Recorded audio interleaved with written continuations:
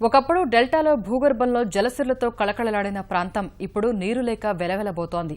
Record స్థాయి ఉత్పత్తితో ఘనతకెక్కిన ప్రాంతం నేడు సాధారణ వర్షపాతం లేక విలవిల్లాడుతోంది.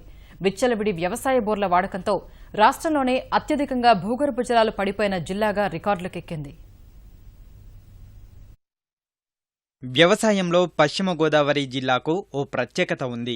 డెల్టాలో వరి, ఆక్వా సాగు, మెట్ట ప్రాంతంలో ఆయిల్ పామ్, పొగాకు, మొక్కజొన్న ఇతర వాణిజ్య పంటలు పండుతాయి. గోదావరి పంట కాలువలు, భూగర్భ జలాలతో జలసిరిగా పేరుగాంచిన జిల్లా నేడు నీటి కొరతను ఎదుర్కొంటోంది. తవ్విన బోర్లలో నీళ్లు రాక సాగు కష్టమైంది. డెల్టాలో గోదావరి పంట కాలువలు, మురుగునీటి కాలువలతో భూగర్భ జలాలు ఆశాజనకంగా ఉన్నా మెట్ట ప్రాంతంలో పరిస్థితి ఘోరంగా తయారైంది.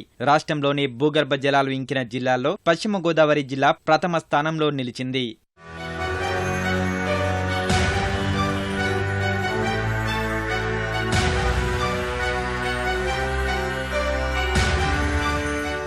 అడుగంటిన భూగర్భ జలాలతో తాగు, సాగునీటికి కష్టాలు తప్పడం లేదు. 300 అడుగులు బోర్లు వేసినా నీరందక వృధాగా మిగిలిపోతున్నాయి. మెట్ట ప్రాంతంలో 73,000కు పైబడి వ్యవసాయ బోర్లు, వేల సంఖ్యలో తాగునీటి బోర్లే ఈ పరిస్థితికి కారణం. మార్చి నాటికి జిల్లా సరాసరి భూగర్భ జలమట్టం -19 మీటర్లుగా ఉంది. ఇతర జిల్లాలతో పోల్చి చూస్తే ఈ జిల్లాలో దారుణమైన పరిస్థితి నెలకొందనే చెప్పాలి. ఎప్పుడూ తక్కువ లోతులో నీరు లభించే జిల్లాలో ఇప్పుడు అత్యధికంగా భూగర్భ జలాలు ఇంకిపోవడం రైతుల్లో ఆందోళన కలిగిస్తోంది. మా ఊర్లో త్రాగటానికి కానీ వాడుకోవటానికి కానీ నీరు లేదు. 300-400 అడుగులు వెళ్ళినా నీరు పడతలేదు. 1-2 కిలోమీటర్ల దూరం నుంచి వాటర్ తీసుకురావాల్సి వస్తుంది. ఊళ్ళో కానీ పొలాల మీద బోర్లు వదిలేయటం, దూడలకు కూడా నీళ్లు లేని పరిస్థితి ఏర్పడింది. పొలంలో మరి దాదాపుగా 5-6 బోర్లు వేసినప్పటికి కూడాను చొక్క నీరు తగలకుండా మరి మేము చాలా రోజులు బాధపడ్డాం. బయట వేరే వాళ్ళ పొలంలో ఒక 2 సెంట్లు తీసుకుని 1 కిలోమీటర్న్నర నుంచి మేము పైప్ లైన్ వేసుకుని దాదాపు 6 లక్షల రూపాయలు ఖర్చు పెట్టుకుని ఇవాళ మా పొలంలోకి మేము పైప్ లైన్ వేసుకెళ్ళడం జరిగింది. దాదాపు ఇది 400 అడుగుల దాకా ఉంటుందండి. 400 అడుగులు వచ్చినా నీళ్ళేమి కనిపించట్లేదు. భూగర్భ జలాలు బాగా ఎండిపోయి చెరువు ఒకటి వాటర్ ఇప్పుడు వరకు నిలబడలేదు. మొక్కజొన్నలు వేసాం, అందులో మళ్ళీ బోర్ వేసాం. 50 ఏళ్ళ దాకా ఖర్చు చేసామండి. ఖర్చు చేసిన ప్రయోజనం ఎక్కువ అన్నీ వచ్చి ఆగిపోతున్నాయి.